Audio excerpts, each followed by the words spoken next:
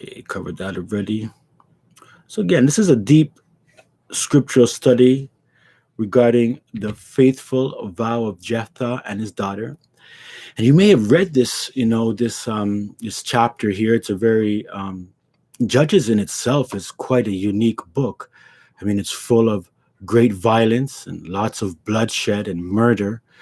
And even the story with Jephthah, it can, rattle a lot of us believers. We're reading these things and we're seeing certain things about this man and his daughter, how he sacrificed his daughter. And it can actually be quite disturbing for some people. And to be honest, this can make us look at, wondering, like, is this one of Judge's, weird ways of just showing that he's the ultimate authority? And I'll tell you the truth, a lot of us, as we grow up, we feel we're close to Elohim and we know who he is and how he operates. But it's kind of stories like this that, bring a peculiar aspect of Jah, knowing, who he is and what he allows and what he commands and whatnot. So I've did a lot of research on the study, and I did, praying to understand it and everything. And I've seen what other people have said about it a little bit, and we'll cover that and a lot more in this study. It's quite a unique study.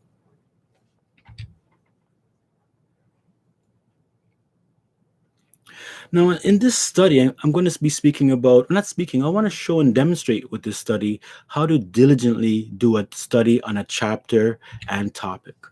So I consider this a study of studies. So as I present this lesson, I want to kind of, like, as you see me present it, the format that I use and the approach to it, I think is a very good way to approach scriptural topic studies or a chapter study.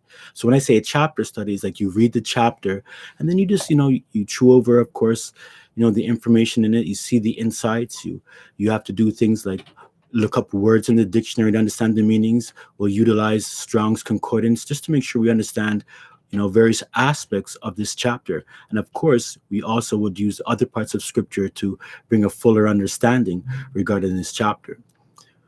And as well, this is going to also teach us, how to see, the righteousness and wisdom of Jah in the word, right?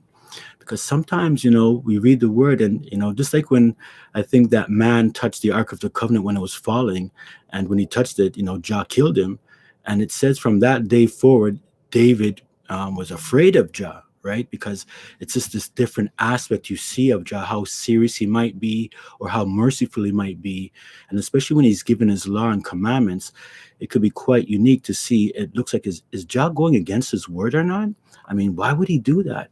And even a lot of questions, like, why would a man sacrifice his daughter or want to, right? We're going to cover all of this aspect. And I have to give a shout out to one of the brothers of the assembly, Brother Greg, who, gave me a call. And just like every once in a while, people give me a call, ask me questions, what I think about this verse and that verse. And you have a little discussion. But I have to say, Greg, I know it's a great, hopefully you appreciate the study. I mean, I think everybody will. But I really thank you, and I appreciate it when people come to me. It helps me look at new aspects of things, and it also develops fellowship. I love fellowship. People calling me and asking me, and I give everybody else a shout out. These are good things. These are things I also want to keep up amongst each other, because it sharpens us, and then the Father sees that we're trying to move in love and trust amongst each other. And then, of course, how to identify the self-applications, right? We can read this scripture or many scriptures, and you think, oh, that person's evil. You read about gossipers, you'll think about all these other people, and not really take a look at yourself if you do have these qualities. So in this aspect, I'm going to also, when we read in your study and you're presenting something to, others, and let's just call them learners, you would have to make sure that there's something that they can walk away with it to help them grow. Something that is just not just a mere story, but it gives us an example of who the Most High is and will aid us in our walk. So you've heard me before, maybe in times past, years past, I have this kind of method I use. It's called the road. Read, R is for read, O is for observe, A is for analyze, and D is for do. Now, when I utilize these things, this is a method that I actually, utilize myself, I should say, and I encourage others to do it. You get the scriptures together. Of course, you read it over. You give it a good a nice read of the chapter and just to get yourself familiar with it. And then you start observing, peculiar details, and you start asking the 5W questions, and I'll talk about that shortly. And you start observing again these details and certain things that's going on, identifying who, what, where, when, and then you start analyzing it, right? And you're doing a meditation. You're probably remembering other things that you've read or researched before, and you start remembering these stories, and you're looking for things, and you're analyzing these facts and looking, at the chapter before, chapter after, verses around, just to give you that familiarity. And then, of course, the most important thing is once you find out the truth, you do it, right? You operate it. And the Most High is always talking about keeping his laws, commandments, and statutes. So even if you find a chapter that might not speak about keeping the laws, commandments, and statutes, you're going to see an understanding of walking in a righteous way or an upright way towards the Most High in any which way, fashion, or form. And if it's under one chapter, it's definitely going to be within the book. And it's just you know how I am. Make sure you read things in context. Shabbat shalom to all. Come in the room. Don't forget to hit that thumbs up button if you got one there. So as I said, this is a deep scriptural study. When I look at this, again, I want to tackle the who, the what, the where, the when, the why, the how, right? These are all important things, right? So when we look at this aspect, again, we're going to look at, so we're talking about Jephthah. So who's involved in this story? Jephthah, are there people involved? His daughter's involved, right? What is actually happening? What's going on, right? What's the scenario? What's the time frame? Where are they in history, and really what's going on amongst that, environment and that age. And of course, where is it actually happening, in what land? As we know that the land of Canaan has been divided up into the 12 tribes, right? The land of Israel, land of Canaan, same thing. So, where do these things take place? Is it in certain, tribal areas? Is it by the rivers and the mountains? What province would it be of Israel? And of course, when we spoke about that, when did these things take place? And if that really matters, how do we apply wisdom to it? And then why did this occur? And even the how is like, how did these things come about? That, the way Jah operates, the way this whole scenario works out. So again, I want you to take this study as you got to really write down these questions or jot them down when you're studying, and just after you take that first read, write these things down. I do these things and it helps. I know people are afraid of work, right? But the laborers are few. So this is the work you're gonna have to dig into, men and women. Even a sister Janessa called me the other day too, reasoning about the 10 commandments and the tablets and stuff like that. This is excellent stuff. Even if we, sometimes we might not see the thing that we wanted to see and study, and somebody asks me, then sometimes it's hard for me to say, well, you might be wrong in that area, but here's the right way. I think it just works, in love, both ways. So I like these, the thinking, and the lay people are laboring and working, and as an assembly, that's what we got to do. I'm not saying nobody ain't laboring, and you have to come and show you're laboring. I'm really just saying, I'm pointing out these individuals, and I'm sure people do it in their time. You do not have to call me at all, right? But if we're part of growing, and maybe you might want my feedback on things, you did your own research, and so go. So again, I really appreciate that from the brethren and sisters. So again, this is talking about here Jephthah, right? So who is Jephthah? Jephthah, first of all, is a man of faith. And this story here can make you question who Jephthah is, really. But he's a faithful, righteous man. And that's very important to know. He's actually listed in the faith chapter in Hebrews chapter 11, or 10 or 11, one of those two. We'll see in a second.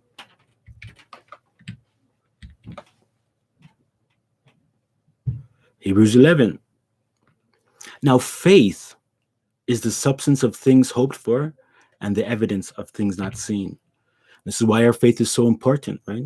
We don't see Jah, right? We can, people can teach and say, yeah, you can see his characteristics in the world and in human beings. But, the reality is we don't physically see him with our eyes, but we have this faith. And this faith is based upon basically the book that we're reading, the Holy Scriptures, the most important book of all time, the book of truths, whatever you want to call it. There's no other book like it. And this is what our faith is built upon. And even though there's errors in translations and omissions and here and there, the Father is not going to lose his true people.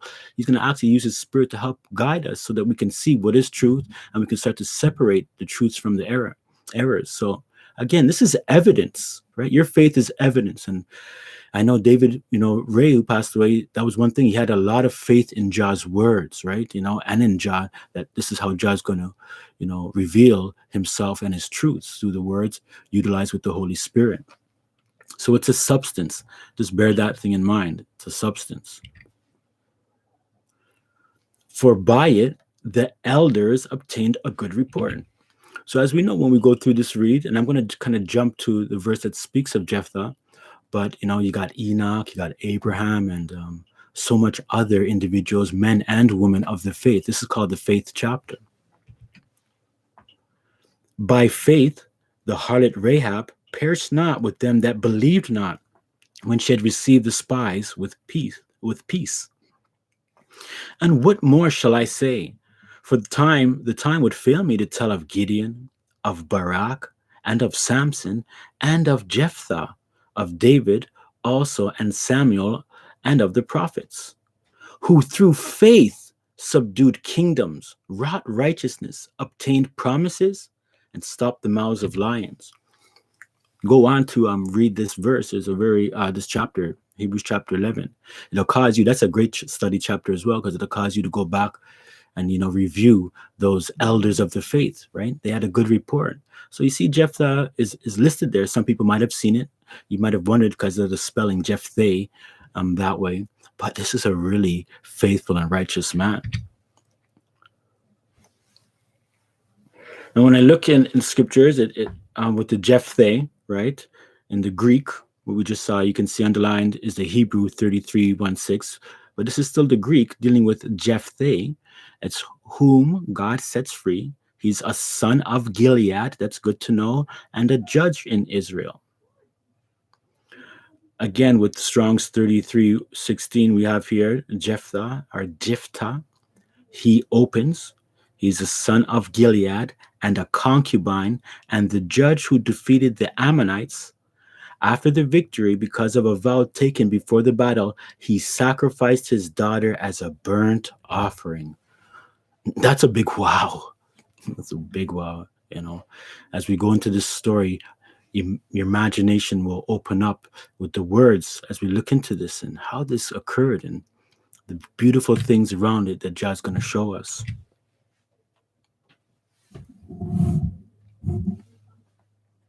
So when we read this book of Judges, as I said, we're dealing here with, as it says in the screen, a righteousness in a world without rights or wrong.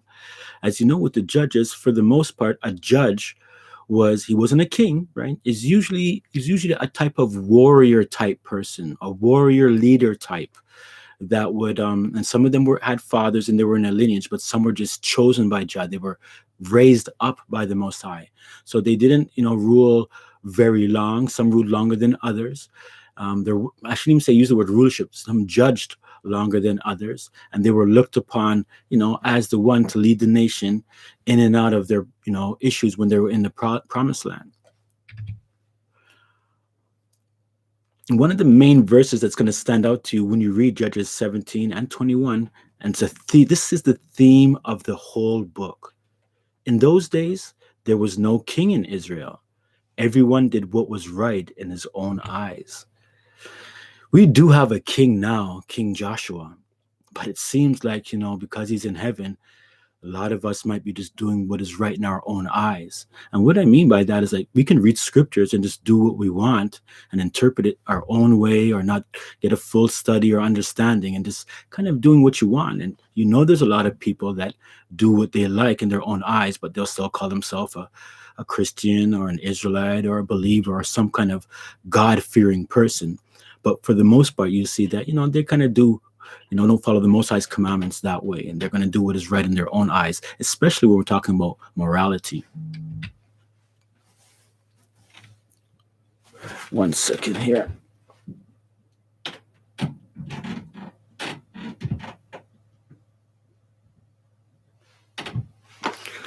Okay.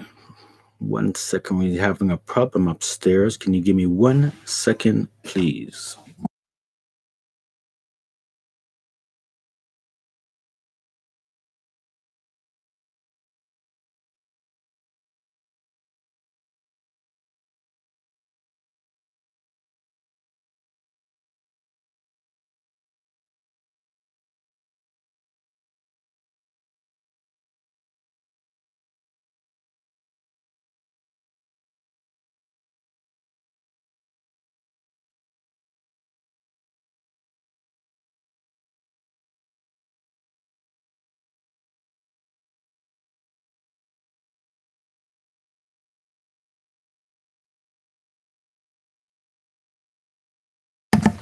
Thank you for your patience. Let's move on.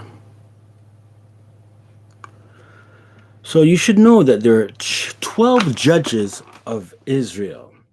Now, when I look in this thing, they, as you see on your screen, it shows 13 judges, and some people would say there's 13, and you can recognize that there's 12. And the reason why is because this man, number 6, Abimelech. Now, Abimelech was a son of Gideon, who was number 5 of the judges, but like these judges did something positive for Israel, even if they had their own personal flaws or whatnot, they did some type of thing of saving Israel and bringing them out of a certain captivity or reviving them.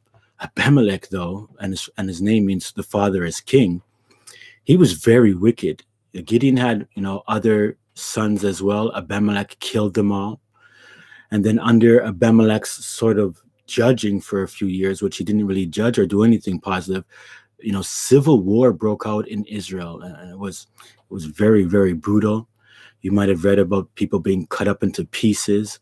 I think it was the Benjamites or one of the tribes almost got completely wiped out. There was only like 600 or 400 men left. There was great wars were going on. So I don't consider Abimelech. I've seen other people say, no, man, this guy can never be a positive judge. If you want to say he's a judge, then he was just somebody who was just very evil and happened to be a son. So when you look at, the real idea of the judges, you get a good read here. If you shot this, please, or something that you can do so you can, read yourself. All these verses, you can learn about Othniel, Ehud, Shamgar, the female judge Deborah, Gideon, Tola, Jair, Jephthah, Ibzan, Elan, Abdon, and everybody knows about Samson, right? So again, these 12 judges of Israel.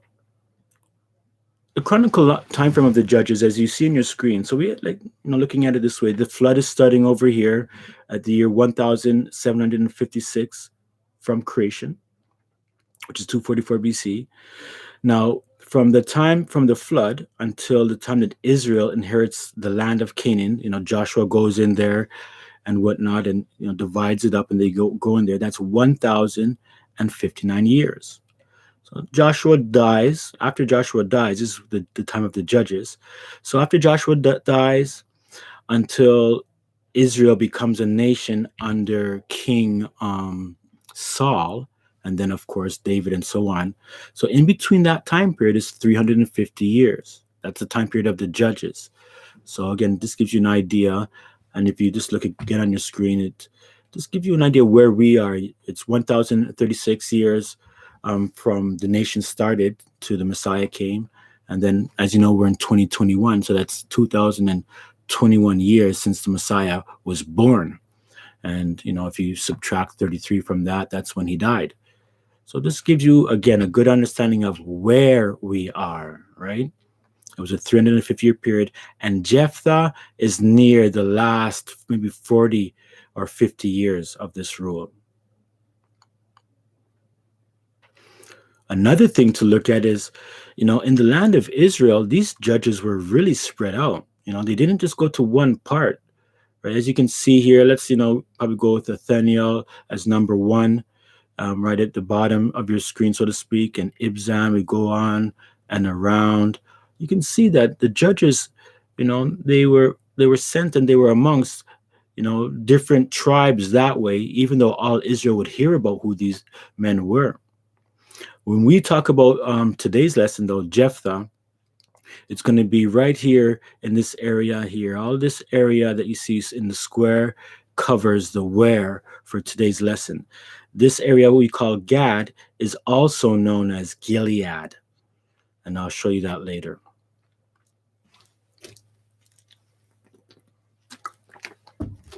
Let's get into it. Judges 10. And the children of Israel, verse 6, and the children of Israel did evil again in the sight of John and served, look at this, Baalim, Ashtaroth, the gods of Syria, the Elohim of Zidon, the Elohim of Moab, the Elohim of the children of Ammon, and the Elohim of the Philistines, and forsook Jah and served him not. That's right, 7 various gods, Baalim, 1, 2, and those other nations are 5. And the anger of Jah was hot against Israel, and he sold them into the hands of the Philistines and into the hands of the children of Ammon. And that year they vexed and oppressed the children of Israel. 18 years. All the children of Israel that were on the other side of Jordan in the land of the Amorites, which is in Gilead. Moreover, the children of Ammon passed over Jordan to fight also against Judah and against Benjamin and against the house of Ephraim, so that Israel was sore distressed. And the children of Israel cried unto Jah, saying, We have sinned against thee, both because we have forsaken our Elohim and also served Baalim. So you know about Ashtaroth and Baalim. They went to the sun, moon, and stars, right? They're worshiping all these different solar and lunar dates, because that's how you worship the sun, moon, and stars. You worship them on their special sun days or their special moon days or star dates or anything like that. But you can see what's happening here. Israel does evil, Jah gets vexed and sends them out, right? And then they repent. Continuing, and Jah said unto the children of Israel, Did not I deliver you from the Egyptians and from the Amorites, from the children of Ammon and from the Philistines, the Zidonians also, and the Amalekites and the Moabites did oppress you, and you cried unto me, and I delivered you out of their hand. Yet you have forsaken me and served other gods, wherefore I will deliver you no more. Go and cry unto the gods which you have chosen. Let them deliver you in the time of your tribulation. And the children of Israel said unto Jah, We have sinned. Do thou unto us whatsoever seemeth good unto thee. Deliver us only, we pray thee, this day. And they put away the strange gods from among them and served Jah. And his soul was grieved for the misery of Israel. So as we get to near the end of this chapter, setting the tone, the Ammonites are around them, right? Moabites, they're all kind of like a confederacy type of set of nations that have come together and uniting against Israel. And Jah's telling them, go find your own gods, let them help you. So when we read these scriptures of Israel, this is the great history. I think, it's the cycle of sin, let's call it. And it's seen in Judges. First of all, Jah brings them in. You start up at the top, peace is in the land, and Israel serves Jah. Then, later on, after a while, Israel does evil in the eyes of Jah. And then after that, Elohim punishes Israel, and Israel is enslaved by their enemies. And then after that, Israel cries out to the Most High. Then Elohim raises up a judge or a prophet of some nature. It doesn't matter if you're in the time of the judges or the time of the kings. It's the same cycle. And then Israel is delivered. So we just got a good example of that in Judges chapter 10, 6 to 16, right? He's just going to, that's the cycle of how it goes. And sometimes that can be the cycle of your life. You repent, you're sorry, you come to Jah, you're doing all right for a while, and after a while you slip, right? You start to fade off and get into yourself too much or get into the world. Then maybe, hopefully, you catch yourself and you recognize, or you get a punishment or something causes you to just turn and look at your ways, you repent, and you come back to Jah, and he kind of helps you, gets you back going on your feet again. And then hopefully you stay on your feet. But then, again, if you're not paying attention to self and what's going on, You just keep repeating the cycle over and over and over again. And it's not a good cycle to be in. We have to get ourselves out of it. And of course, our brothers and sisters in the faith, they have to come out of that as well. And we have to teach all those in the world, our Israelite brothers, our Gentile brothers and sisters, and Israelite brothers and sisters, show them that we have to repent and come back to Jah and stay there.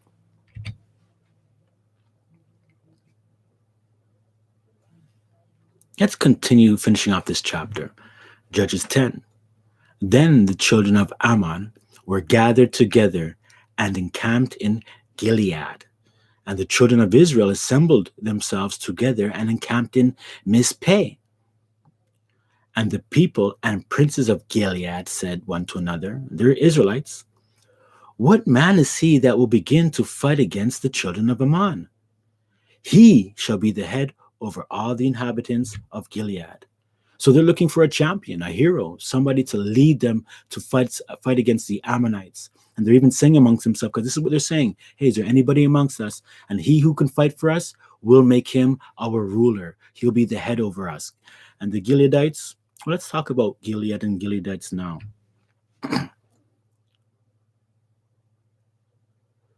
First of all, when you look up this word, Gilead, it's a rocky region. It's also known as Ramoth Gilead, as you can see up here, and Jabesh Gilead. It also refers to the Gileadites and Gilead as a land per se. And you'll see that Gilead is a rocky region, a mountainous, this is good to remember, region bounded on the west by the Jordan and on the north by Bashan, on the east by the Arabian Plateau, and on the south by Moab and Ammon, sometimes called Mount Gilead or the land of Gilead or just Gilead, divided into North and South Gilead. It's also a city, the people of the region, right? But you'll also see here that it's the father of Jephthah, right? And that's son of Machir and grandson of Manasseh, who's the father of Jephthah. So this man, Jephthah, his father's name is Gilead, not to be confused with the land.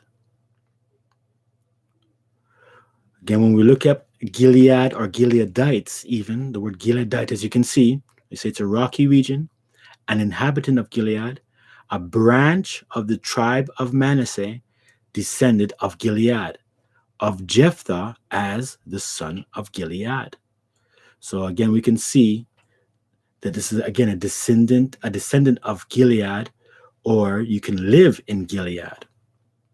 We see in Numbers 26, verse 28, it reads, the sons of Joseph, after their families, were Manasseh and Ephraim. Of the sons of Manasseh, of Machir, the family of the Machirites, and Machir begot Gilead. Of Gilead come the family of the Gileadites. So a Gileadite is from the man Gilead. But I guess if you lived in Gilead, you might be an inhabitant of Gilead, but you might not be exactly a Gileadite from Gilead. So you can see there's the land, people who live on the land, and then there's a tribe of Manasseh, as we see, which is Ephraim's brother. That's very good to point out in this story. It's good to pay attention to all the nations and who's who in this story. It gives great clarity. So we can see again, Gilead is from Manasseh, and it's also a land.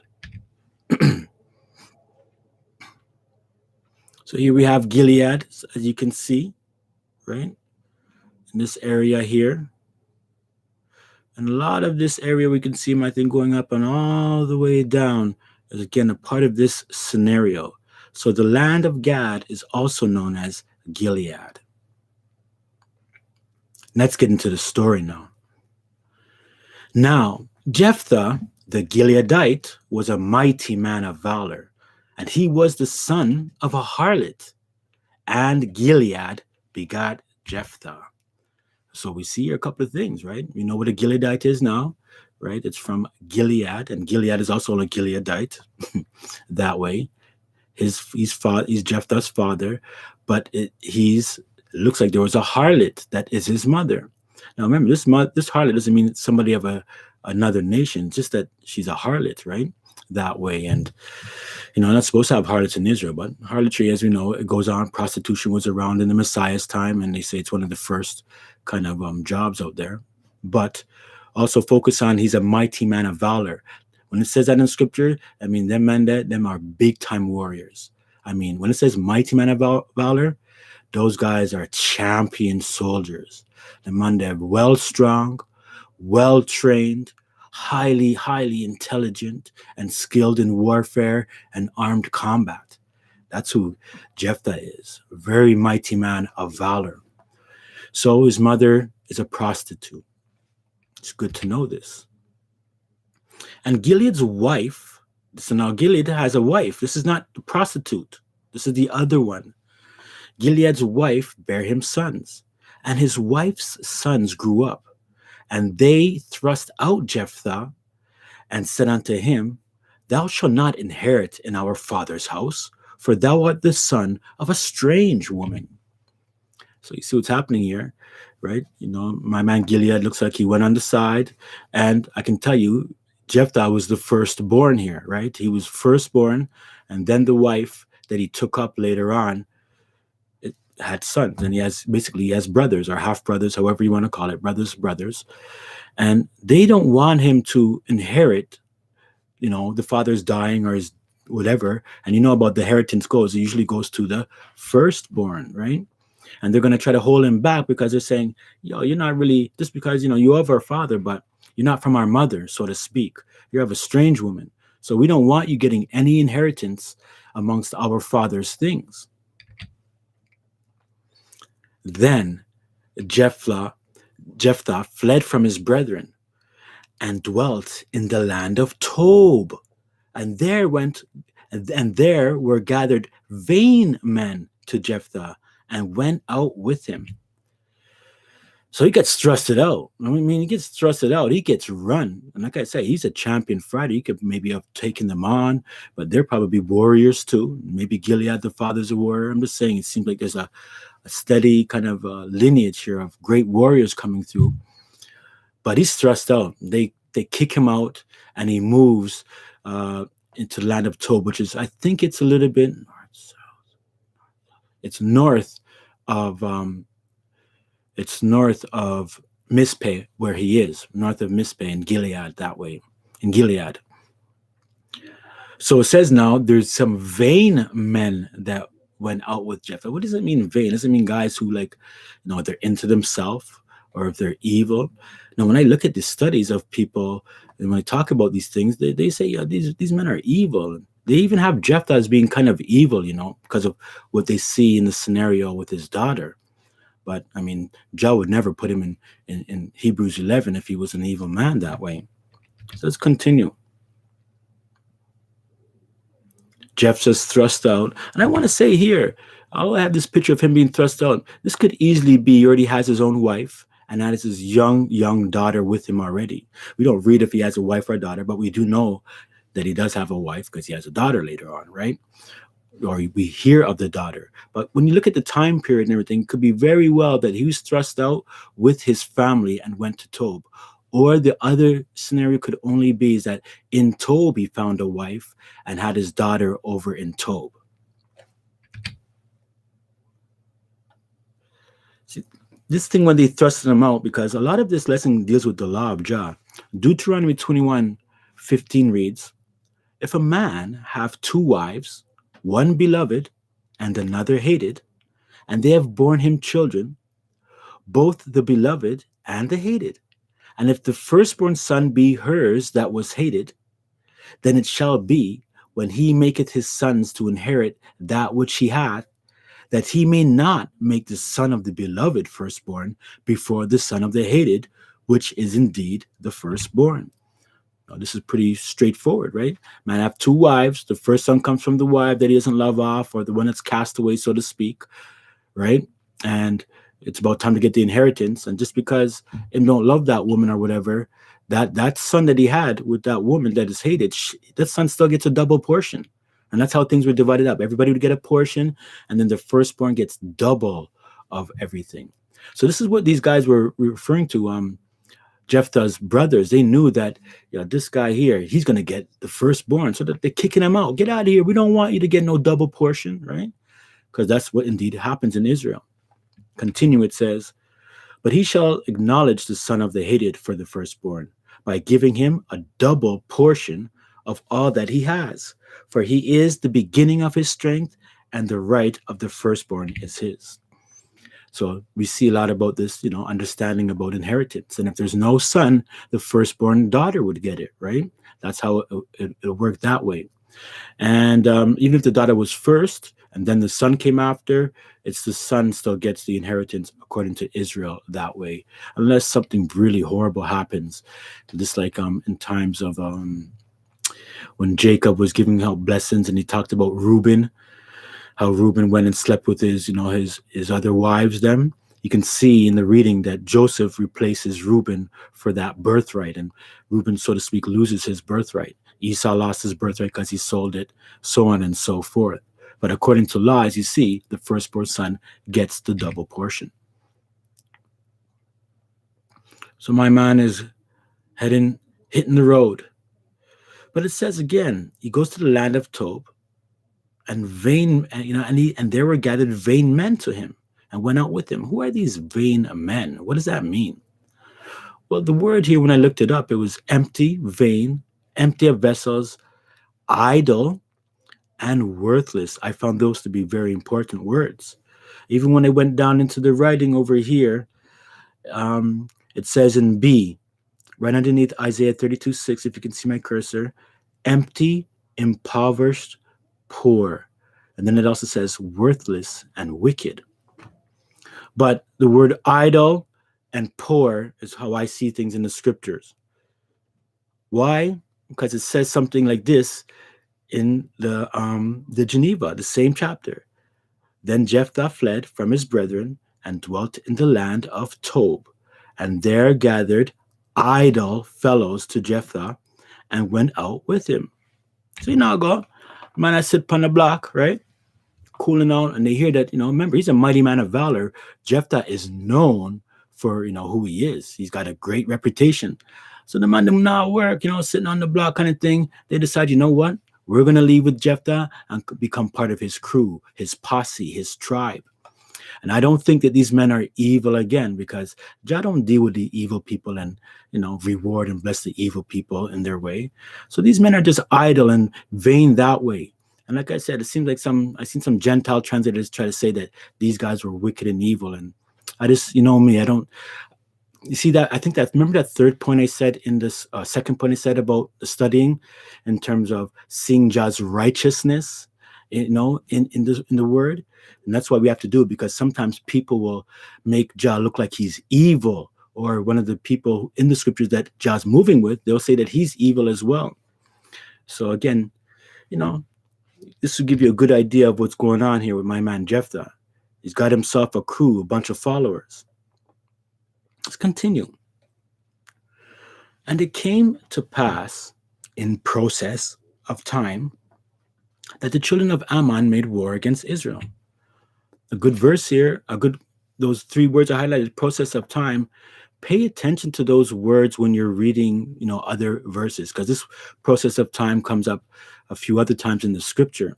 But it lets you know, after a little bit of time passed by, just so it kind of give you an understanding. It could be a year, it could be months, it could be 2-3 years. It all depends on, keeping things into context. But it's just letting you know that after a while, is the children of Ammon, they're coming to make war with Israel. And it was so that when the children of Ammon made war against Israel, the elders of Gilead went to fetch Jephthah out of the land of Tob. And they said unto Jephthah, come and be our captain, that we may fight with the children of Ammon. And Jephthah said unto the elders of Gilead, did not ye hate me and expel me out of my father's house? And why are you coming to me now when you are in distress? So we see here, right? They have the nerve to go back, because when he got thrust out of Gilead, when it says his brother thrust him out, obviously his brothers must have been part of the eldership too, right? It looks like his house, his father Gilead too, might have been, kind of the heads of people that day. They seem like they all were men of war and champions. And he's saying to them, yo, you guys kicked me out and you hated me. I want you to remember this verse. It has a great play as you move on. And you kicked me out of my father's house. And now because you're in distress, you call me? So, he's kind of giving them a mockery, right?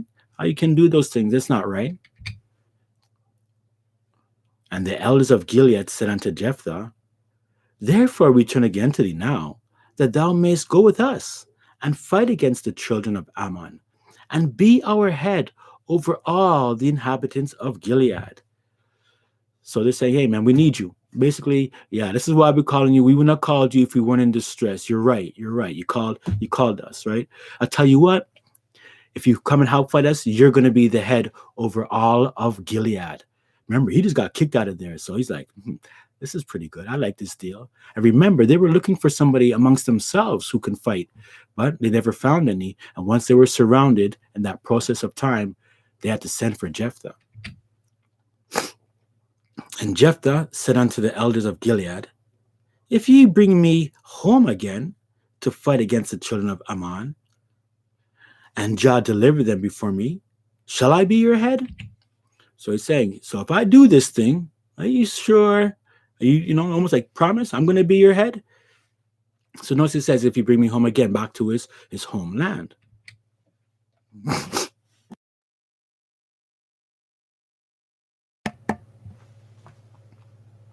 So again, just, thinking about this discussion here, these guys coming to him and, there's warriors over there too, but, they know they can't take on the Ammonites and the army's a lot bigger. So again, they're just looking for a champion, even a judge, somebody at least, if they even can call upon Jah, and Jah's spirit is in them, can help them in this miserable situation that they're in. Let's continue. Judges 11:10. And the elders of Gilead said unto Jephthah, Jah be witness between us if we do not so according to thy words. So they kind of invoke the swearing option. Hey, swear to God, swear on Jah, right? That's what a lot of people do these days. And we're going to talk about those things a little bit later too. But this was something that they would say as a statement to say, hey, yes, man, Jah, let us Jah be the witness. But again, this is something you have to watch. You can't always use this type of talk all the time. As a matter of fact, you're not supposed to do this, operate these kind of this way. So again, they're making an agreement with him, with Jephthah. And if he does so and Jah delivers him, I like how Jephthah said, if Jah delivers him, then he will be their head. Shows you where his faith is at. Then Jephthah went with the elders of Gilead, and the people made him head and captain over them. And Jephthah uttered all his words before Jah in Mizpeh. So now he's in Mizpeh. He went from Tob, he's coming to Mizpeh, right? Comes down there, and now he's going to start to speak some talk to the people and whatnot. And this is where he kind of starts to make this vow. So he's the head now. And Jephthah sent messengers unto the king of the children of Ammon. So this is who they're fighting now, because he's a part of their crew, and saying, what hast thou to do with me that thou art come against me to fight in my land? And the king of the children of Ammon answered unto the messengers of Jephthah, because Israel took away my land when they came up out of Egypt, from Arnon even unto Jabbok, and unto Jordan. Now therefore restore those lands again peaceably. A big talk here is going, and it's like, hey, he's just trying to say this was our land before you guys came in and took it away from us. So just give it up, right? Peaceably, almost like, or else we're going to come for it. So he's giving him an option. And Jephthah sent messengers again unto the king of the children of Ammon, and said unto him, thus saith Jephthah. Now this is where he's going to give a nice history lesson. And this is a good history lesson. This is why we're supposed to memorize scriptures and know our history, so we're able to tell the history to our children and to other people. So here's the history. And said unto them, thus saith Jephthah, Israel took not away the land of Moab, nor the land of the children of Ammon. But when Israel came up from Egypt and walked through the wilderness unto the Red Sea and came to Kadesh, then Israel sent messengers unto the king of Edom, saying, Let me, I pray thee, pass through thy land. But the king of Edom would not hearken thereto. And in like manner they sent unto the king of Moab, but he would not consent, and Israel abode in Kadesh. So this is the story he's beginning to tell of them coming out of Egypt. You remember that, that journey through the wilderness. And what he's doing is he's actually almost going word for word. And I'm not going to go into Numbers 21:10 through to the end of chapter 23, but I want you to do it on your own. And you compare these verses, like it's almost about 2 chapters of a read, and you'll see it's just the history lesson that Jephthah is dropping now. And we're going to get back into that history lesson, but everything is to the T. I did the research myself, but I said to myself, I didn't know if I was going to squeeze it in, because I didn't know if I was going to have enough time in this lesson. So please do that on your own time and compare.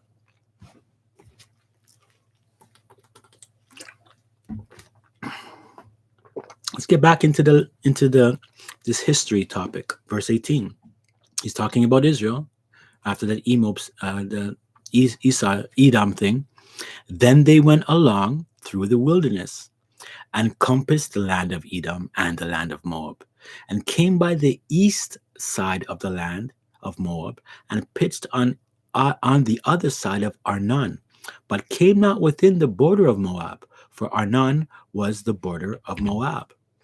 See, the thing about this is that when they were going through the wilderness, I mean, and I'll tell you something, Jah could have did a quick, shortcut to the land of Canaan and Jerusalem in particular if he wanted to, and they could have been there. It wouldn't have took 40 years. That was a time of trial and testing.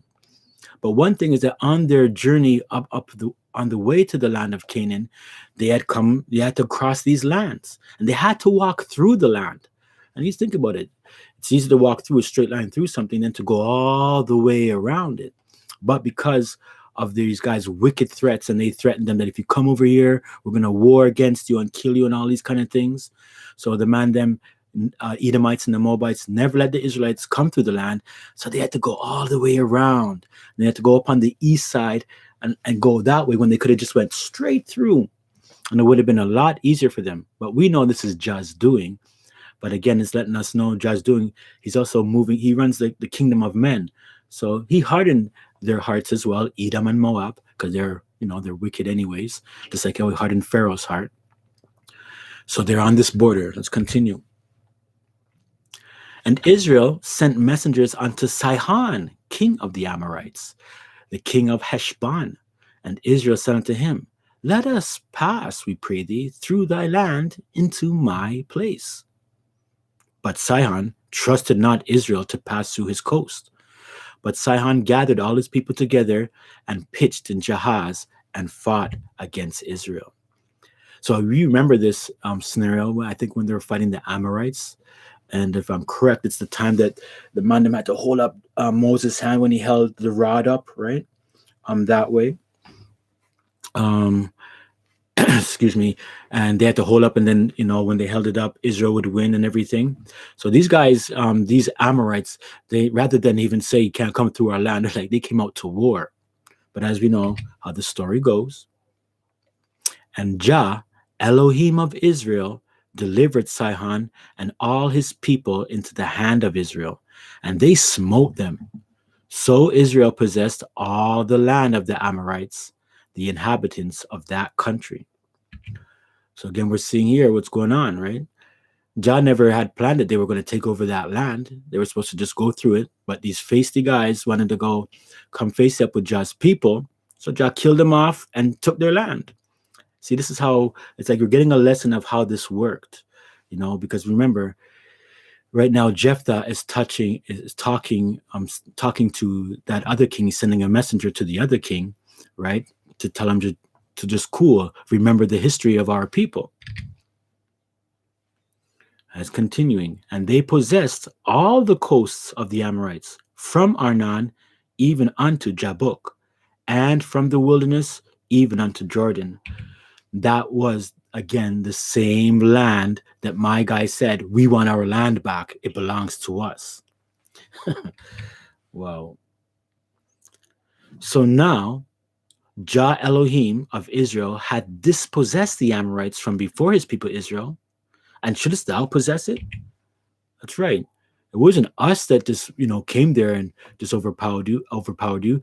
Jah kicked you out of your land and gave it to us because you weren't honoring him and you weren't honoring his people, right? So he's gonna say, what? You think you're gonna come get it back now after Jah gave it to us?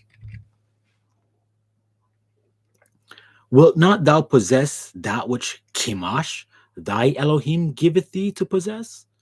So whomsoever Jah our Elohim shall drive out before us, them will we possess. See, all the nations, remember the gods of the Zidonians, the Amorites, and all those different gods, when people are going to war, they believe when they conquered war that they're doing it in the name of their God. So my man is again Jephthah saying, hey, if you believe your God Chemosh gives you that land, right? And you're gonna hold on to it. So Jah, our Elohim, our God, you know, we're gonna control the same things that he gave us that way. Are you gonna give up your land? That the God that that you worship gave you? So he's challenging him now greatly. And now art thou anything better than Balak, the son of Zippor, king of Moab? Did he ever strive against Israel? Or did he ever fight against them? As you remember the story of Balak and Balaam. You see how everything can kind of tie in here, all these different stories, right? Balak was afraid of Balaam, and as you know, he called Balak was afraid of Israel and called Balaam, as you know, to curse Israel. And he couldn't curse them, he could only bless them. But he was able to give him some, idea of how to deal with things by um, luring the Israelites to worship their false gods, right? So my man is now Jephthah saying, remember, not even Balaam fought against Israel, although he tried to do this thing, but he didn't even do it. So are you going to even be doing worse, than, are you better than Balak, the son of Zippor? You're going to go come and attack us? He didn't even do that.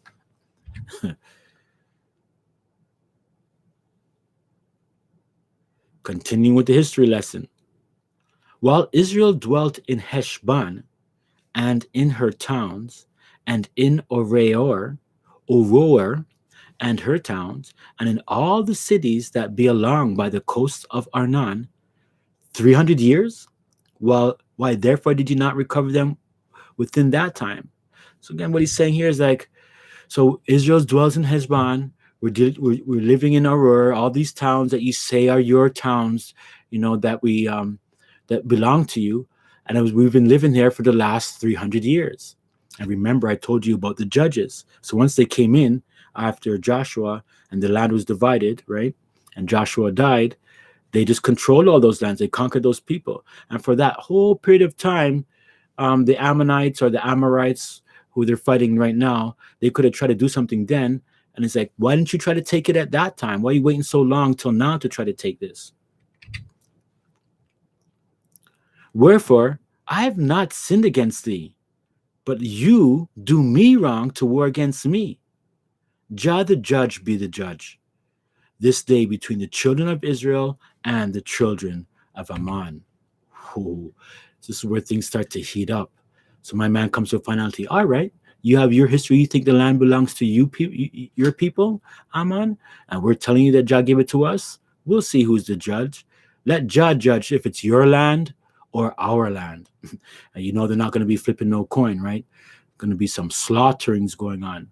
Like I said, man, this book of Judges, for people, it might seem like you're used to seeing things on TV, but it's not for the faint of heart. If they were to make a movie about the book of Judges in its real fashion, it would be rated R, big time.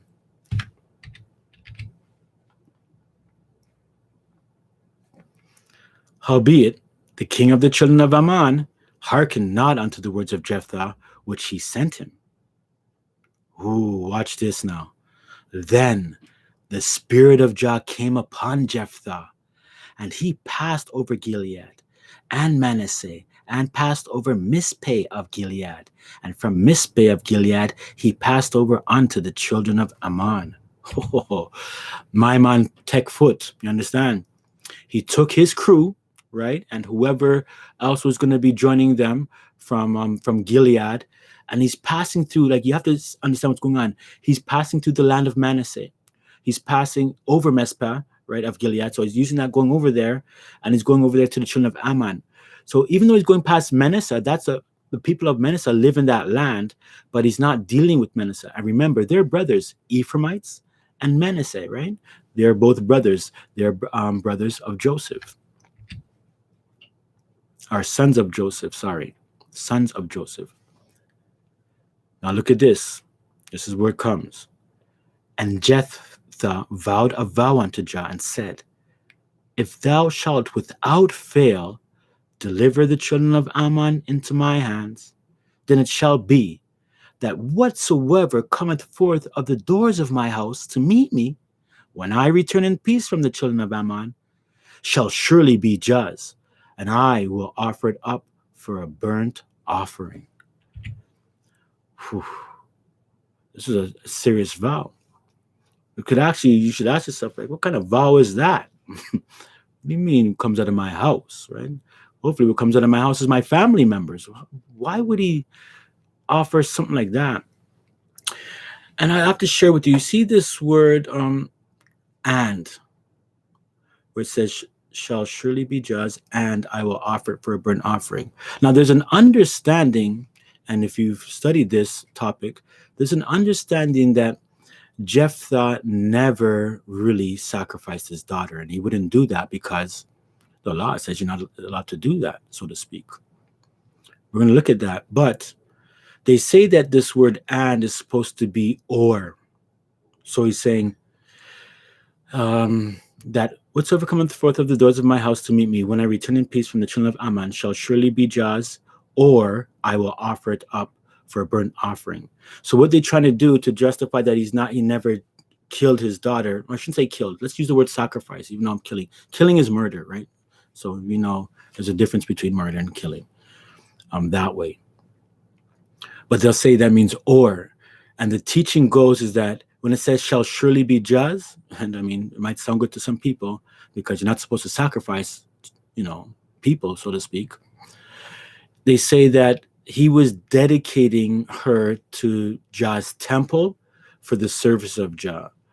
And that's why she was bewailing her virginity, because once she becomes a part of the temple for the service of Jah, she has to remain a virgin. Come on, really? Think about it. Who runs things in the temple? Men, right? And this whole virgin talk of a woman running the temple and being a virgin, it sounds like some kind of Roman Catholic business. So there is a teaching out there letting you know that says that, no, he didn't offer his daughter for a burnt sacrifice. And I'm saying, of course he did. The word of Jah says clearly he did. But some people have a hard time with the idea because, I said it before, they don't know Jah's voice. This is the problem. When you don't know Jah's voice, it's like, what I'm saying is like understanding Jah's characteristics and how he might do things and how he might change his mind. It's like Jah lets you know how he moves when you read the scripture. But when you don't know how he moves, you're going to say, well, he said this. Some people say, he said, thou shalt not murder. But then he tells Joshua to kill all the men, women, and children in Jericho or whatever city he's conquering. People say, oh, Jah's a liar. He's going against his word. Silly. Jah's the ultimate authority that way. And doesn't have to answer to anybody, but he's still not a liar. He's not going against his word. Murder is different than times of war. And there's different issues, and we're going to talk about them. So again, I don't believe that at all, if you've heard it. Again, shalom to all who are in the room. Continuing verse 32. So Jephthah passed over unto the children of Ammon to fight against them, and Jah delivered them into his hands. And he smote them from Aroer, even till thou come to Meneth. Look at this, even 20 cities, and unto the plain of the vineyards, with a very great slaughter. Thus the children of Ammon were subdued before the children of Israel.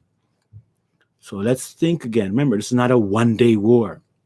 You can consider almost every city was, a day or two. You know what I mean? If you think about it, we're talking about a city here of war and it's fighting. It's a very great slaughter. So he's out here doing this for a while. You know, it could be gone for a month. Easily could be gone for a month. I would say at least a month before he's coming back. Remember, they're doing this traveling, then they're warring, and then they're going to this city, then they go to that city, and they have to sleep, they have to eat, they have to sleep, they have to eat, and all of those things. Again, using your mind, your imagination to put it in the time frame to get a fuller understanding, saying, okay, yes, this wasn't just a weak incident, so to speak, right? It's a complete subduing of the children of Ammon. And remember, they came out to Israel with a great army as well. So there's a lot to look at here. As my brother David Carnegie likes to say, there's a lot to unpack. So again, let's get back to this thing. Did Jephthah foolishly vow to offer to sacrifice someone from his family to Jah? You let's even see someone from his family, right? Because it says whoever comes out of my house, I'm going to offer them, I'm going to burn them. And that's troubling, right? It's like, what kind of man is going to try to offer the sacrifice of one of his family members, right? Knowing, and if you know the story, he only has one daughter, right? Like, why would he say that? Like, it's almost like, why is he condemning himself with his mouth? Is that what he's doing? And if you know the story, you're going to say, well, yes, he must have condemned himself. But there's a little bit more to this, because remember, this is a man of faith.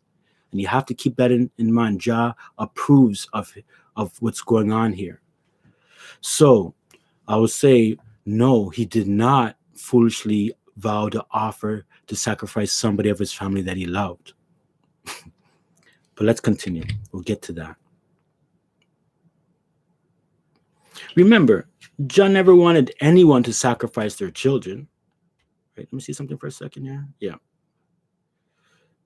So again, you can write these verses down and give you a couple of seconds. You'll see, I'm going to go to the law still, but you'll see that Jeremiah 7:31, this never entered into Jah's mind regarding child sacrifice.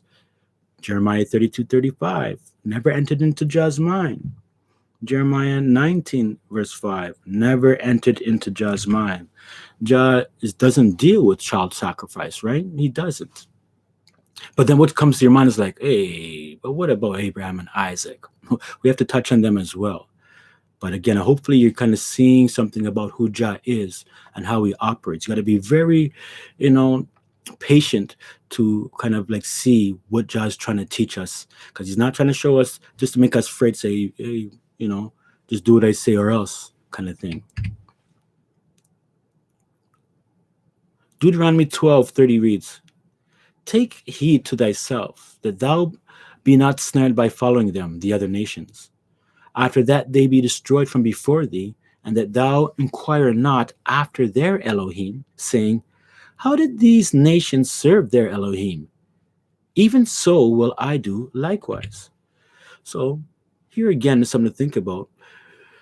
Jah doesn't want us to inquire how these pagans and the heathens serve their gods or serve the devil. But, in this time, we have to learn about it in order to fight the truth or fight the lies, fight with the truth to fight the lies. But it says here, even so will I do likewise. So this is what Jah is saying. Don't inquire about their gods so that you can follow it, right? But in order for us to like talk against Islam, Christianity, Judaism, Hinduism, and all of those things, you're going to have to know a little bit about it, right? And you're just going to inquire, do they believe in salvation? Do they believe in the Messiah? But it's not like you're going to go follow them that way. Thou shalt not do so unto Jah thy Elohim, for every abomination to Jah which he hates have they done unto their gods, for even their sons and their daughters they have burnt in the fire to their gods. So we're seeing here a little bit of what's going on. This is what the nations do.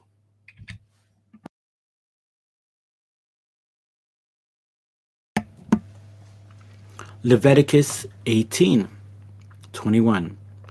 And thou shalt not let any of thy seed pass through the fire to Molech, neither shalt thou profane the name of thy Elohim.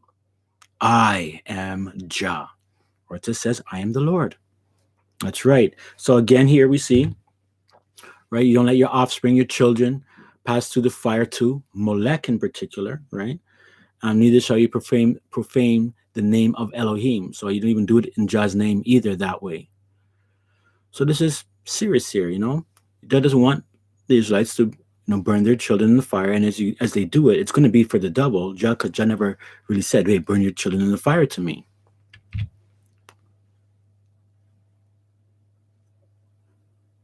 So let's remember this scenario quickly. Gotta talk about Abraham a little bit. Because I hear people question Jah too. Why, if Jah says thou shalt not murder, why is he gonna go tell tell Abraham to kill his son? You know what I mean? The scriptures say somewhere Jah doesn't tempt people with evil, I think, right? Let's get into this scenario and see if this is so. Genesis 22:1. And it came to pass after these things that Jah, Elohim, did tempt Abraham and said unto him, Abraham, and he said, Behold, here I am. So this is a test. Now, is this a test to see if Abraham, let's just ask this, is this a test to see if Abraham's going to do something evil? No. It's a test to see if he loves Jah and if he has faith in Jah and believes Jah and will obey Jah. It says right there, Jah's letting you know that it's a test. See, once we know what it is, we can kind of ease our mind. Jah's not testing him, tempting him with evil. He's not putting like some woman in front of Abraham half naked, or he's not putting something there to make Abraham do an evil thing. He's testing Abraham for his loyalty to Jah. You see, when Jah tells you to do something, that's what you call divine authority.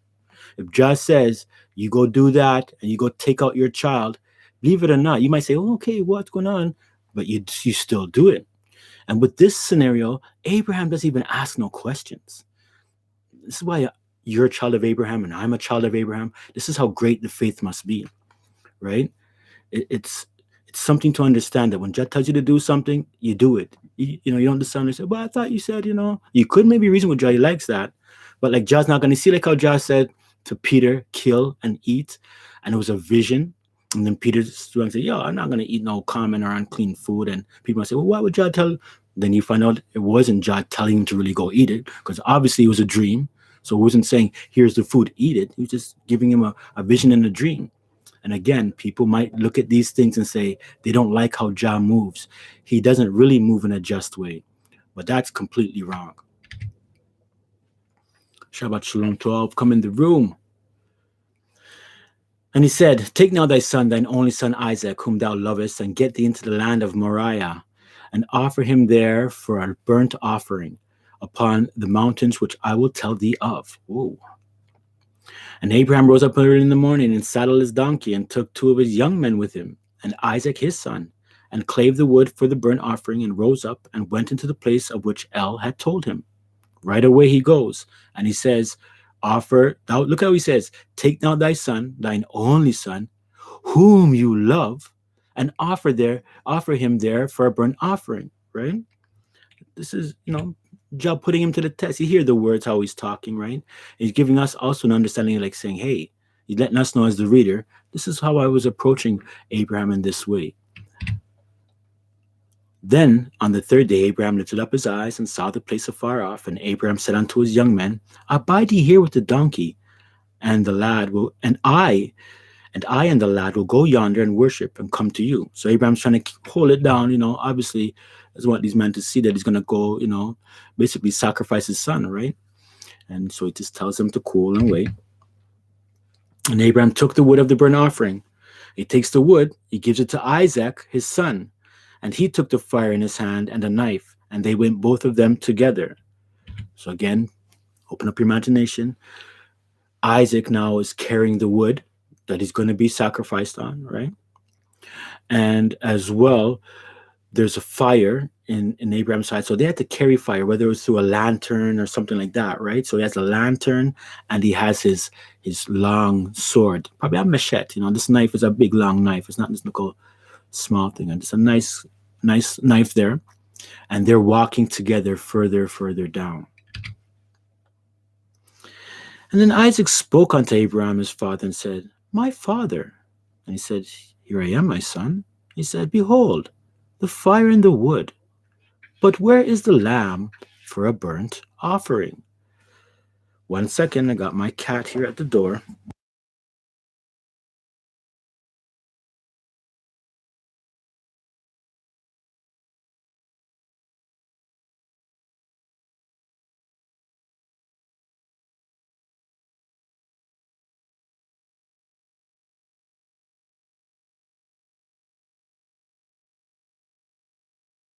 Yes, sorry about that. All right, so he says, hey, father. He goes, yes, son, here I am. What? And Abram says unto him, my son, Elohim, Jah, will provide himself a lamb for a burnt offering. So they went both of them together. And they came to the place which El told him of. And Abraham built an altar there, and laid the wood in order, and bound Isaac his son, tied him up, and laid him on the altar upon the wood. So yeah, this scenario is just not looking good for Isaac right now. As you know, he's Abraham is going to carry this out.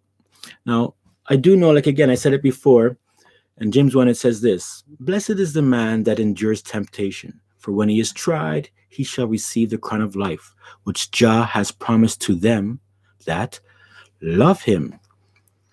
Let no man say when he is tempted, I am tempted of Elohim. For Elohim cannot be tempted with evil, neither tempteth he any man.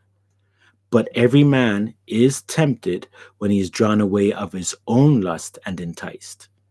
Then, when lust has conceived, it brings forth sin, and sin, when it is finished, brings forth death. Do not err, my beloved brethren.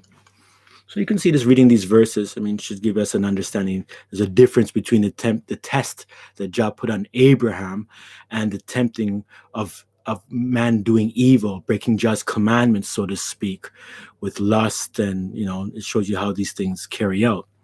But again, because you see the word tempt there, and this old word, this old English word tempt could this mean test? It should have been test probably in the when it's talking about Abraham. But this here is not really a test, even though they're going to say, oh, it's like a test and it's a challenge and it's just a temptation. Jah is not going to, send evil your way to test him to see if you love him. Just think about the experience of this. It's quite different. Let's get back to Abraham. Genesis 22:10. And Abraham stretched forth his hand and took the knife to slay his son. And the angel of Jah called unto him out of heaven, saying, Abraham, Abraham. And he said, Here I am, here am I. And he said, Lay not thy hand upon the lad, neither thou do anything unto him. For now I know that thou fearest El, seeing that thou hast not withheld thy son, thine only son, from me. So it sounds a little bit like how Jah gives us his only son. He doesn't hold it back, right? He gives us his son that died for our sins, for his people Israel and true Gentile believers, right? But it stopped here. And this is considered Abraham's great test that he passed. And Abraham lifted up his eyes and looked, and behold, behind him, a ram caught in a thicket by his horns. And Abraham went and took the ram and offered him up for a burnt offering in the stead of his son. And Abraham called the name of that place, as it says in the English, King James, Jehovah or Jehovah Jireh. Jehovah or Jehovah Jireh. As it is said this day, in the mount of Jah it shall be seen. And the angel of Jah called unto Abraham out of heaven the second time, and said, By myself have I sworn, saith Jah, for because thou hast done this thing, and hast not withheld thy son, thine only son, that in blessing I will bless thee, and in multiplying I will multiply thy seed as the stars of heaven, and as the sand which is upon the seashore, and thy seed shall possess the gate of his enemies. And in thy seed shall all the nations of the earth be blessed, because thou hast obeyed my voice. So we see again Abraham, very faithful, obedient to the Most High, and this obedience caused great blessings. Notice in verse 18 it says, In thy seed or in thy offspring shall all the nations of the earth be blessed. And then in the New Testament, I'm not going to get to it, but in the New Testament, kind of mentions it doesn't mean seed like as in many seeds, but as in one offspring. So even though Abraham has many nations come from Abraham physically and spiritually, it's not those different nations that bless, people are blessing. It's through the Messiah. Obviously, he's the one that blesses all nations.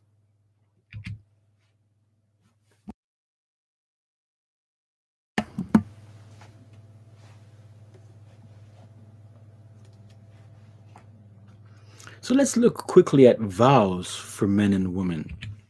Something to look at. I think this is probably an important thing when you're dealing with vows. Vow is something very unique. It's actually can be a very good thing for you. And if you break it, it's a very, very bad, bad, bad thing. But vows are good. It's almost like fasting. Let's look at a couple of things about vows. First, according to the dictionary, vow is a solemn promise, a pledge, or a personal commitment.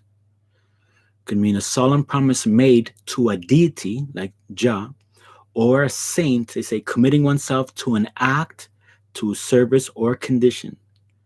To make a vow of promise by a vow as to Elohim, to pledge or resolve solemnly. And as well in the dictionary aspect, it also says a solemn or earnest pledge of promise binding the person, making it to perform a specified act or behave in a certain way. A solemn promise made to a deity or saint by which the promiser pledges himself to some future act or course of action or a way of life.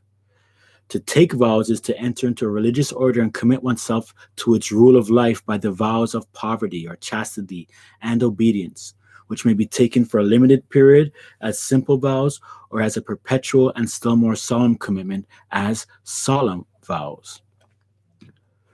So when we looking at this word vow here, right, and understanding it, just like when people say vows to get married, that's a solemn vow.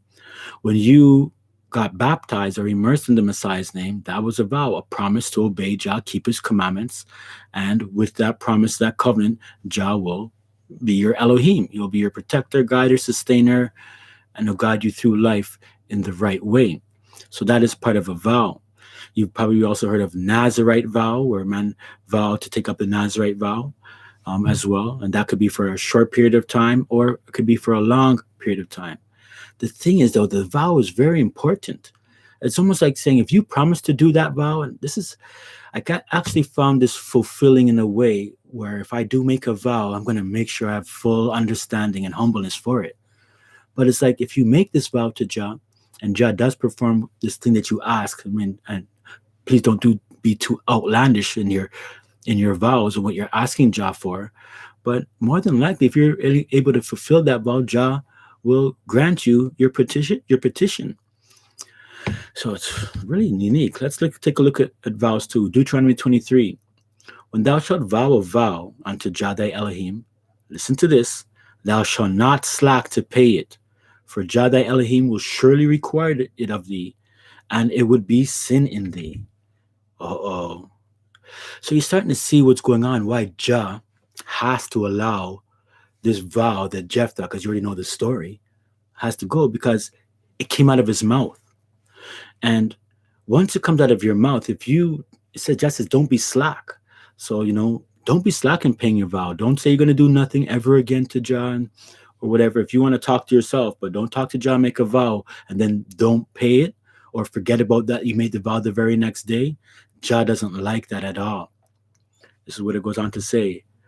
But if thou shalt forbear the vow, like if you don't vow, it shall be no sin in thee. So you don't vow, no sin. That which is gone out of thy lips thou shalt keep and perform, even a freewill offering according as thou hast vowed unto Jah thy Elohim, which thou hast promised with thy mouth. Psalms 50, it reads, offer unto Elohim thanksgiving and pay thy vows unto the Most High. So be careful with your mouth, right? You know that what comes out of our mouth, just as every other word, right? But I know human beings, they don't think about that. They don't put a thing on their mind. And I consider myself, I'm a human being, so I'm considering myself. I'm not talking about everybody else but me. But sometimes we don't think about the words that we're saying. And so if you're at work, or if you're probably doing something with not really religious, so to speak, you tend to say bad things, right?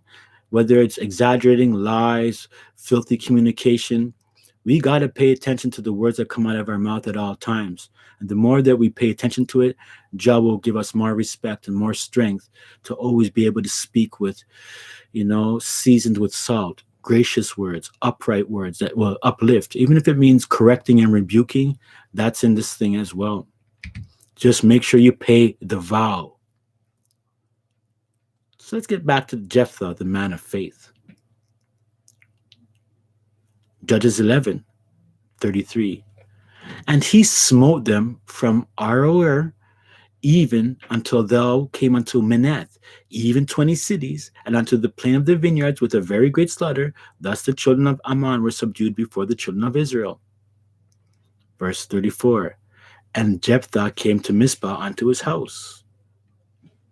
So let's look at something here. I want you to pay attention, everyone. This is important to catch. I think you're going to get it now. Jephthah, as it says on the screen there, he fled to the land of Tob, right? Look at where the area where Tob is. Tob is not an easy place to find when you're doing searches on it, but we know that it's north. So he goes up to Tob. So remember, this is where he lives, Mizpeh, Gilead, in Gad, Gilead, in Mizpeh. That's where he was living. And then he goes over into Tob because his brothers thrust him out, right? And then Jephthah sends a message and made a vow at Mizpah. So the guys, the leaders, they go to Tob. They tell him to come back and we'll give you your house back. You'll be our leader, so on and so forth. And let me tell you something. This is what I believe exactly what happened. He's going to war. He remember that house he hasn't got the house just yet, right? It's his house by inheritance because he is supposed to get the house. His daughter is back in Tob, right? She never came with him. They probably had their own life. She's probably back in Tob with her mother, even. Not even say that. Back there with her mother and probably with the people that she knew in Tob. And he's gone, you understand? Doing this fight, he went to Mizpah. Then we see that the third arrow is letting us know in this area here, he's victorious over the Ammonites from Aroer to Manath. Remember what it said about the vow. It didn't say vow, and he vowed this vow to Jah in Mizpeh or Mizpah, because it's Mizpah somewhere else. That way. So, again, look back. Go back. Jephthah came to Mizpeh unto his house. He didn't go back to Tob. So when he's coming to Mizpeh, and you're not even supposed to know when he's coming back, obviously he went for a war, and then remember, there's a lot of messengers. So let's think. The messengers, it was sent after he mashes up the place and slaughter. News was sent back to the Israelites in Gilead by the messengers that were also sent to the king, because these guys run or ride horses or whatever it is. And they say, yeah, my man, mash up the place. Jephthah run things. Yay, Israel is saved. Yay. It's a big, big deal. It's a big deal because remember, they're surrounded. And word gets through to this girl. And even if she didn't know, she probably just left and said, hey, you know what? Let me go to my father's house in Mizpeh, because it's just a journey, and meet him when he comes back, because it says that she comes out with the timbrel. So she knew he was going to be victorious. But she wasn't supposed to be in Mizpeh. This guy, Jephthah, he hated how they treated him. He was hoping that one of those brothers or some Gileadite or somebody was going to walk out of that house, because he was going back to his father's house. Think about it. Why would he make a vow to say, whoever comes out of my house, I'm going to kill my own daughter, my own wife? He never wanted to do that. Obviously, why would he tear his clothes? It's because he was hoping to slaughter anything that came out of that house in Mizpeh. And he was probably even thinking, boy, if it was one of my one of my brothers or whoever it is, they're getting it. You understand? This is what it's about. Let's continue. So again, he's doing all these things. So we have 3 different places here. So my girl comes out singing all happy and everything, right? He's not expecting to meet her. I mean, Again, think about it. If he was expecting to meet her, he wouldn't be surprised, right? That would make no sense. And why would he even make that vow? He only live with his daughter and his mother. And that's what I was thinking. Like, doesn't make no sense for a man who's righteous and of faith to want to sacrifice his own loved ones. But he probably never this guy was carrying a big thing on big weight and probably bitterness. He wanted to deal with those guys. Remember, he said, "You guys hated me. You expelled me." He gave him that talk, and he's like, "Yeah, am I going to be your leader? All right, I want to make sure." And once he knew that, he was like, "Yeah, I'm going to make this vow now. Whoever's going to come out, then we'll go get it." Let's continue with the read. Judges 11:34. Look at this. And Jephthah came to Mizpeh unto his house, and behold, his daughter came out to meet him with timbrels and with dances, and she was his only child. Besides her, he had neither son nor daughter. Obviously, this man is not thinking about that, right? Let's continue.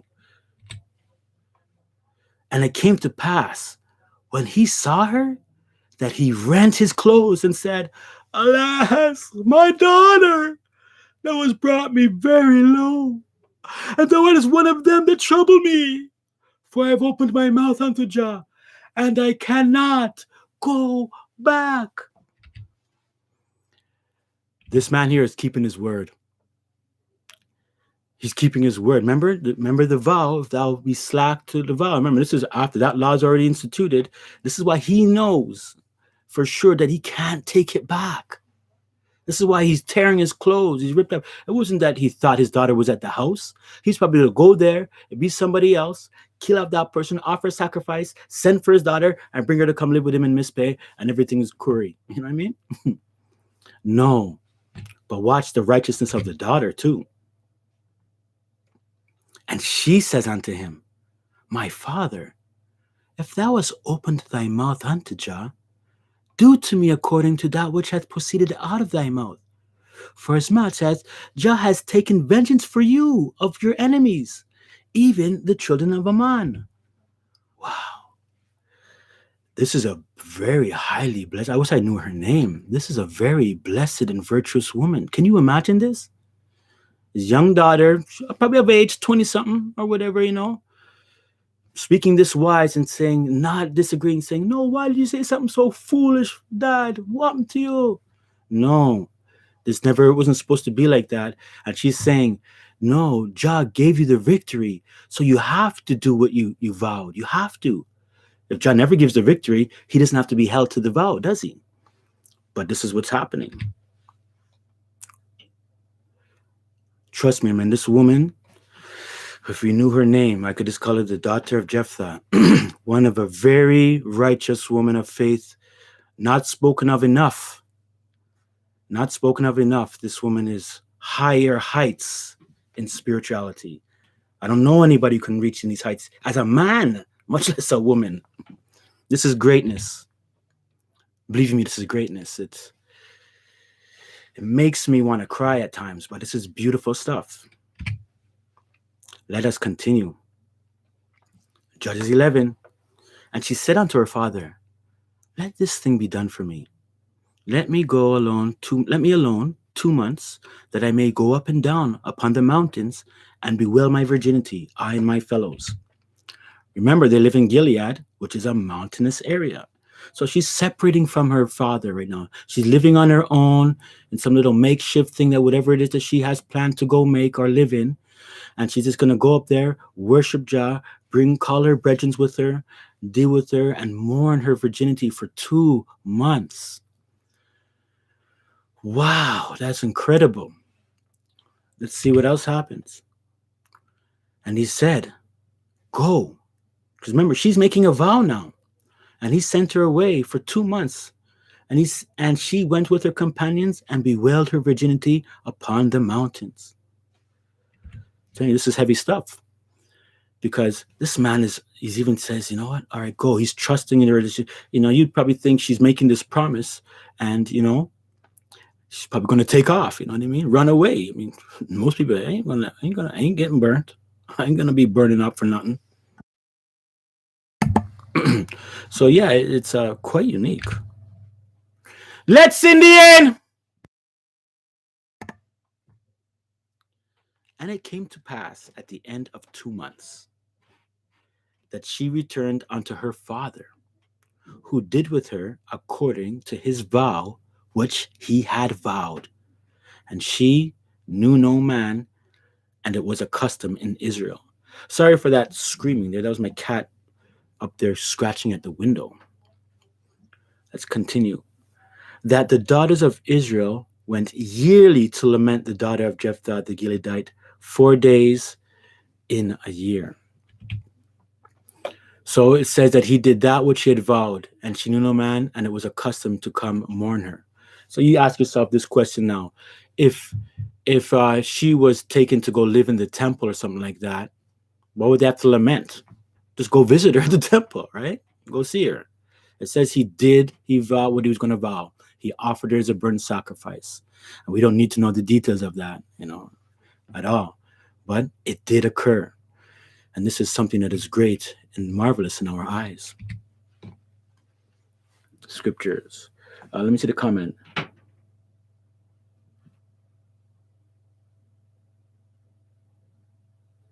No, he was looking. Yeah, my man came from a slaughter. He didn't like those, that way, and those were his enemies, right? So he's dealing with righteousness same way, because the vow he vowed, the Most High said he is faithful. I didn't say he was faithful. The Most High did. So I don't think he was expecting a dog, because you don't sacrifice dogs to Jah at all. So not maybe what he was expecting. He wanted to get at them. To be honest, that's the truth.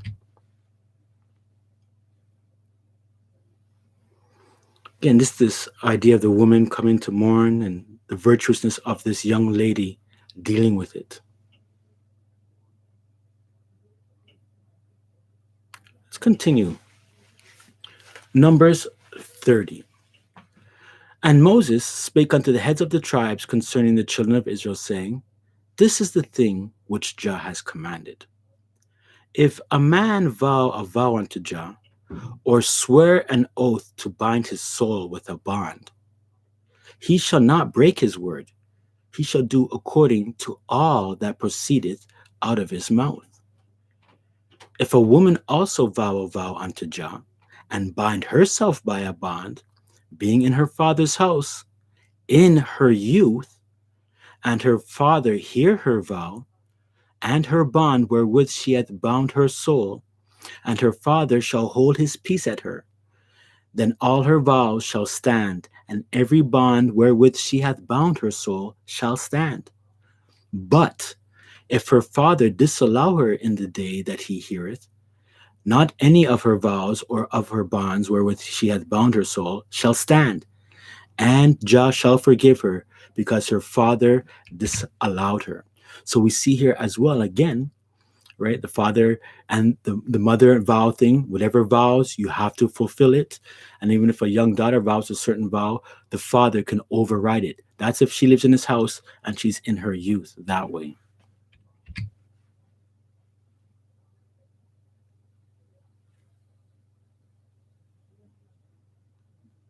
Swear not. Matthew 5 and James 5.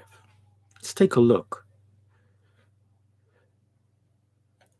Now, what it means to swear, so to speak, is, it's like an oath. It's like a promise. It's like a vow. It means to swear, to affirm, promise, threaten with an oath. In swearing, to call a person or thing as witness, to invoke or swear by, right? So as we know, again, there's um, some type of oath here is going on with swear. Just like when people, oh, I swear to God, and they say all these things. And what's the one you say? Cross my heart, hope to die, stick a needle in my eye. Not even allowed to swear on your own head either that way.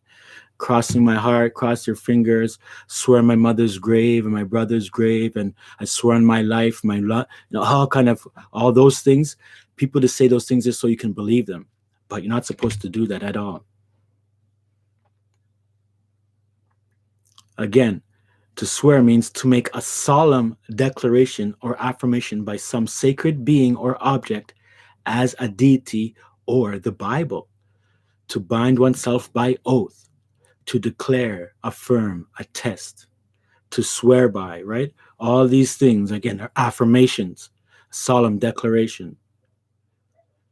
So this is what the Messiah says. But I say unto you, swear or make an oaths not at all, neither by heaven, for it is Elohim's throne. So back in those days, yeah, I swear on heaven's throne. Or, this kind of thing, swear to God that way. Don't do it. Don't make no oaths that way. Nor by the earth, for it is his footstool. Neither by Jerusalem, for it is the city of the great king. Neither shalt thou swear by thy head, because thou canst not make one hair white or black. Don't people say, yeah, I can dye my hair. You know what John's talking about? Changing one even strand of hair a color, by your power, not by dye, of course. But again, so you don't swear by nothing on earth, and you don't, meaning that you don't make these promises with that. You don't try to like say you're affirming. Same thing with the Bible. When you go to court and they say, do you swear in the Bible? Put your hand on the Bible and swear in the Bible. You're not supposed to do that. You're not supposed to. Believers in the Messiah are not supposed to put their hand on the Bible and say, I swear to tell the truth and the whole truth and nothing but the truth. So help me God, kind of thing. No, that's wrong. So what they tell you to do is that you can do now, it's called an affirmation. You just say, do you promise to tell the truth? And you just say, yes. That's exactly how Joshua intended it to be for believers in these times. Look at this. But let your communication be yes, yes, or no, no. For whatsoever is more than these cometh of evil. So if you add anything else to your yeses, yes, man, oh, man, I swear, what are you talking about, man? I promise, and all of that stuff is evil. So when somebody's being questioned or you're making some type of oath or whatever, it's just, yes, you're going to tell the truth? Yes. Don't add anything to it. Are you are you lying? No. Not, are you lying? No, I swear to God, I'm not lying. No, none of that stuff. James 5. But above all things, my brethren, swear not, neither by heaven, neither by the earth, neither by any other oath, but let your yes be yes, and your no be no, lest you fall into condemnation. So again, it reiterates the same thing. Don't add anything to it. And of course, tell the truth, right? People just know to lie. No, I didn't do it. And even though they're lying. But again, this condemnation is just keep it simple. Do not swear. Because notice what it says in this verse too. I have to point it out. It says, but above all things, right? So if you go read whatever else is he's talking about in the rest of the chapter for contextual understanding, but it says above all things. It means this is very important. Don't do these things. Don't make promises. Don't make vows. Don't swear by heaven and earth by yourself. Yes, yes. And if you don't want to make a vow, don't make a vow. But if you make a vow and you're going to pay it, oh man, that's a great and powerful thing.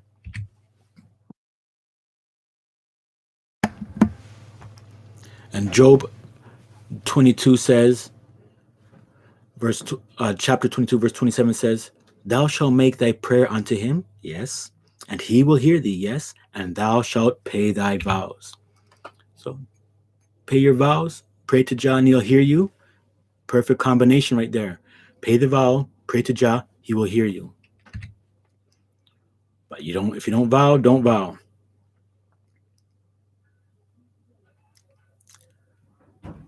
Hebrews 6, verse 13, it reads, for when Elohim made promise to Abraham, because, listen to this, he could swear by no greater, he swore by himself. That's right. So when Jah says, I promise to do things, or as I live, saith Jah, he's the one who could, because he can't swear, there's nobody greater than him. So it's just, my word is my bond, so to speak, from Jah. This is what he said to Abraham. Surely, blessing I will bless thee. We just read this over there with Abraham. Surely, blessing I will bless thee, and multiplying I will multiply thee. And so after he had patiently endured, he obtained the promise. For men verily or truly swear by the greater, or that which is greater, and an oath for confirmation is to them an end of all strife. So you ever, like I said, talking about them people, you get into an argument with people and you say, you're lying, you're not telling the truth. They're like, I swear to God. And once they say they say, I swear to God or I swear on my mother's life, they think that that means I'm telling the truth. This is what this verse means. And an oath for confirmation is to them an end of all strife. So they think that if they swear and do all this kind of carrying on, that means you're just going to end the problem that way, whatever it might be. Just keep the yeses, yeses, and the no's, no. Matthew 12:34 reads, O generation of vipers, how can you, being evil, speak good things? For out of the abundance of the heart, the mouth speaks, or the mind. A good man, out of the good treasure of the mind, brings forth good things, and an evil man, out of the evil treasure, bringeth forth evil things. That's right. Very simply put, people with evil will speak evil. People dealing with uprightness will speak upright. But I say unto you, pay attention, that every idle word that men shall speak, they shall give account thereof in the day of judgment. Do you believe the Messiah? Right? If you do believe him, you should take this verse very seriously. Hearken to your words. Change the way you speak. Think about the way you speak. Bite your tongue sometimes. All of this is for me, man. My problem is at times trying to control myself and say the right things when I'm maybe a little bit worked up emotionally. And I'm a work in progress, no doubt. But this, again, every idle word, so just think about the stupid things you might say and are the gossips you might get in with people at work. They're not even a part of the faith or they're not anything like that, but they talk to you and you talk back and you kind of say dumb things, or maybe you're in agreement with them, or they just talk about this co-worker who is so lazy all the time. You're like, yeah man, yeah, the other day she did that, and it's like you got caught up into it, right? I tell you, at work is where you got to watch your mouth at work, that way. But again, please take the scripture seriously. Let's continue. For by thy words thou shalt be justified, and by thy words you will be condemned. So keep your word. Psalms 15 says this, Jah, who shall abide in your tabernacle, and who shall dwell in your holy hill? He that walks uprightly and works righteousness and speaks the truth in his heart. He that backbiteth not with his tongue, nor does evil to his neighbor, nor taketh up a reproach against his neighbor, in whose eyes a vile person is condemned. But he honoreth them that fear Jah. Listen to this. He that sweareth to his own hurt and changeth not. He that putteth not out his money to usury, nor taketh reward against the innocent. He that doeth these things shall never be moved. So notice what it says there at the end of verse 4. He that sweareth to his own hurt and changes not. Right? So that means you swear something, but it might come against you, but you ain't going to go back on that word. Right? It's back in the day, our word was our bond. And you think about it, if you can't be, trusted to back up your word or say you're going to do something, you don't do it. After a while, you're just going to be known as an unreliable person. So it's good to know to speak our words and good to back up our words and to live by them and not to just say things just to comfort other people. Meanwhile, we have really no intentions of carrying out the things that proceed out of our lips. This is something, man, we work at. It says in the scriptures, the tongue is a hard thing to tame. You can tame creatures and animals and dolphins and killer whales. And look at all those big things that are animals that are, vicious, yet they're tamed. But this little thing in our mouth, oh man, it can't be tamed. And then the scripture even says, what a fire it kindles. It's like it kindles a great fire. And sometimes we add to the fire rather than trying to put it out. So again, this is one of those things. Watch what you're, vowing. And even for when it comes to Jephthah, you have to probably think about that vow. I'm pretty sure, once he came out of his mouth, he probably thinking again, right? But Jah's reason why Jah's holding him righteous to it is because he still carried it out. And you and I know the same thing. Why reason why Abraham was going to kill his son is because Jah gave him the son in the first place. He knows that Jah can give him back a son. They all know about the resurrection. The resurrection isn't something that is not known amongst Israelites and true believers in the scripture. They know that Jah can do all things, and if he wants, he can bring anybody back to life. So this is why their faith is demonstrated in this way, although with our carnal mind, it's going to be very hard to understand it because we can't see these things. But when you understand that Jah has allowed certain things, then it lets you know that the man's action or the woman's action that was carried out was good. I think one of these women also kind of like hammered like a nail in a guy's head, like, you know what I mean, when he was sleeping in them kind of way there. Very gruesome, right? But their actions are righteous actions. And this is what it's about. We have to kind of sometimes look into what Jah is telling about us about this individual and what is clearly being spoken about through the word. And then we just use it in mind and say, let's trust Jah that what was going on there is the right thing. Because what can happen is will be these little carnal kind of slip ups might be a stumbling block as we're reading different things. And we're always going to be stumbling across like this way because it's like we're not fully hearing the voice what Jah is saying in a certain aspect. Let me continue. I'm almost finished. So again, let's finish off with Jephthah, the man of faith. Let's see how he dies. Judges 12.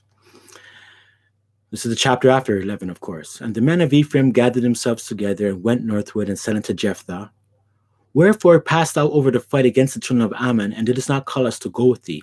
We will burn your house up with thee in fire. And Jephthah said unto them, I and my people were at great strife with the children of Ammon. And when I called you, you delivered me not out of their hands.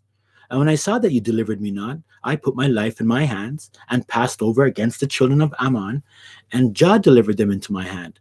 Wherefore then are you come up unto me this day to fight against me? Then Jephthah gathered together all the men of Gilead and fought with Ephraim. And the men of Gilead smote Ephraim, because they said, Ye Gileadites are fugitives of Ephraim among the Ephraimites and among the Manassites. So they're saying, when it says fugitives, it's saying you guys are castaways and runaways, because just like how Gideon fled Mizpah and everything from his family, from the Manassites there, and of course the one with the Ephraimites, these guys are, juking them, saying, you guys are not even a part of us, you fugitives. And that ticked off Jephthah and the crew, and therefore they dealt with their case. And the Gileadites took the passages of Jordan before the Ephraimites. And it was so that when those Ephraimites which were escaped said, Let me go over, that the men of Gilead, let me go over, and that the men of Gilead said unto them, Art thou an Ephraimite? If he said no, then said they unto him, Say now Shibboleth. And he said, Sibboleth. For he could not frame it to pronounce it right. He couldn't frame the sh sound. So it came out as s. Then they took him and slew him at the passages of Jordan, and there fell at that time of the Ephraimites 42,000. Wow. And Jephthah judged Israel 6 years. Then died Jephthah the Gileadite, and was buried in one of the cities of Gilead. All praise to Jah and his son Jehoshua the Messiah. We got to the end of this lesson. This is again a deep scriptural study about the faithful vow of Jephthah and his daughter. Included her in this vow too. And I hope you did get some understanding about it. I believe you me, I know how challenging this read can be. There's a lot of challenging things when you see how Jah moves. But once you kind of know what Jah is dealing with, and you start to look for the faithfulness of him, for me, that helps me understand the scriptures just a wee bit better, as I move along. So thank you for listening to this lesson. Again, I hope you got something. All praise to Jah and Jehoshua, the Messiah, and giving thanks for giving us life and the opportunity to have eternal life. Let us pray.